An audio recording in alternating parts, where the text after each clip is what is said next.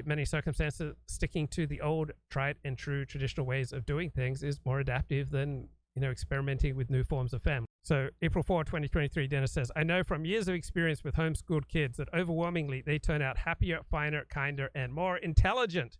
Right? Homeschooling apparently raises people's IQ. Wow. Who needs studies when Dennis Prager just knows these things, guys?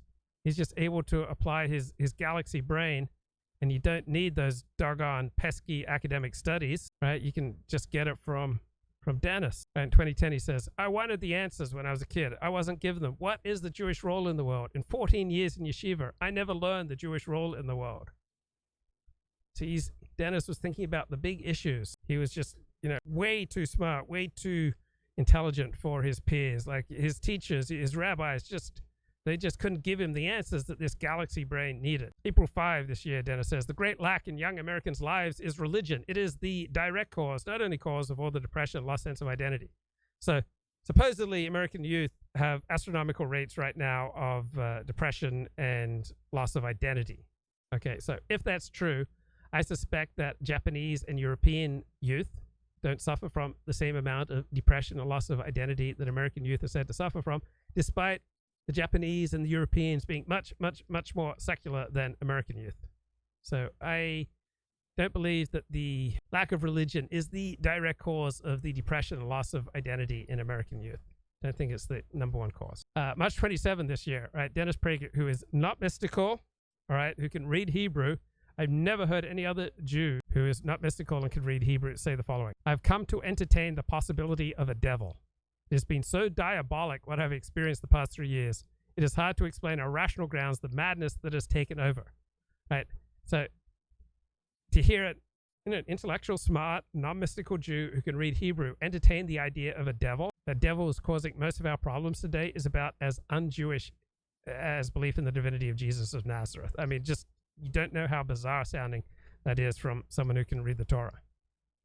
April 14 this year, Dennis says, climate change is the single best way for Joe Biden and the left to overthrow Western civilization and destroy the economies of the Western world. Right, he's got the galaxy brains. He sees their nefarious plans. April 14 this year, when the government tells business what to do, that is one of the true signposts of incipient fascism. All right, that thousands of non-fascist governments have told businesses what to do. It's hardly a sign of fascism. People with power frequently tell people with less power what to do. Right? It's the way the world works. All right, it's less a sign of fascism than a sign of being human. The strong will always take what they want, and the weak will endure what they must.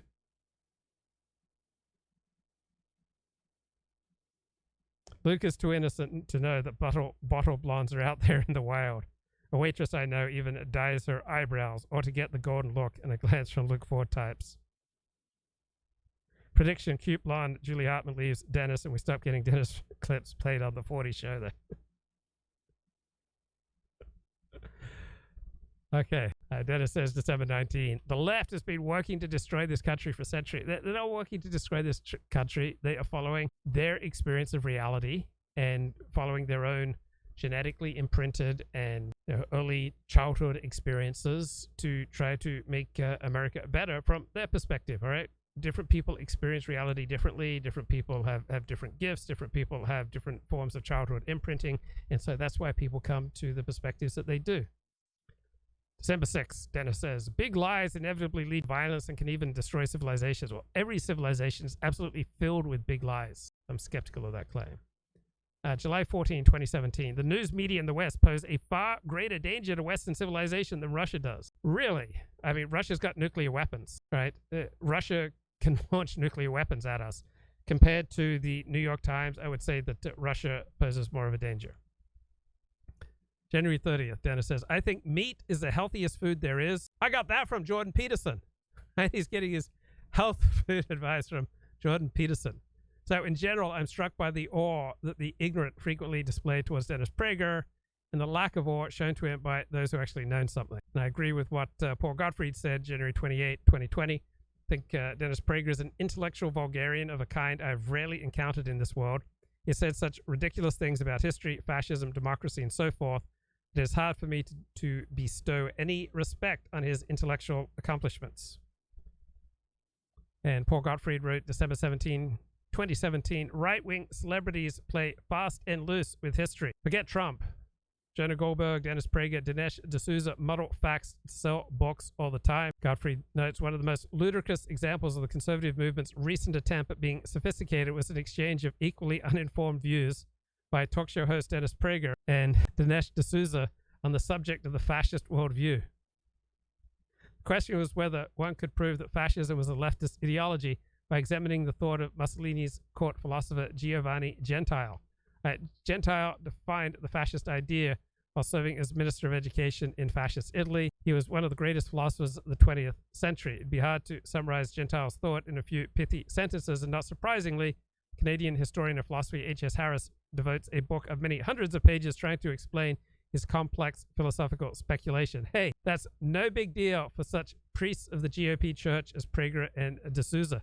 They zoom to the heart of Gentile's neo-Hegelian worldview in 30 seconds and state with absolute certainty that he was a leftist. You have to assume that Prager, D'Souza, and the rest of their crowd know this intuitively, inasmuch as they give no indication of having read a word of Gentile's thought, perhaps outside a few phrases they extracted from his doctrine of fascism. Their judgment also clashes with that of almost all scholars of Gentile's work from across the political spectrum, who view him, as I do in my study of fascism, as the most distinguished intellectual of the revolutionary right. So according to our two stars in what has been laughably named Prager University, Gentile proves that fascism bears a deep kinship to today's left. After all, Democrat progressives in full agreement with Gentile love and push for a centralized state, which manifests itself in stuff like recent state expansion into the private sector. But among the questions that are left begging of these, the modern left and Gentile agree on the purpose and functions of the state, but Gentile and Mussolini, who glorified Roman manliness, have rallied to the present left in their support of feminism and gay marriage. Did Gentile back in the 1920s favor the kind of stuff the administrative state is pushing right now? The answer to all these questions, which of course wouldn't be acceptable at Prager University, is an emphatic no. So control of the national economy by the Italian fascist state, down until its German puppet version was established in 1943, it was about the equivalent of that of the New Deal America. Right, 2014, Dennis says, one of the deepest disappointments in my life has been Jews' opposition to wars against evil. Why should Jews not support fighting on behalf of the victims of the greatest evils? Gosh darn, these Jews. I mean, where do you begin with that? Strangely, the Jewish tradition is silent on how active Jews need to be in lobbying their Gentile government to, go fight a war overseas against evil. Right? The ongoing rabbinic tradition doesn't say a whole lot about that.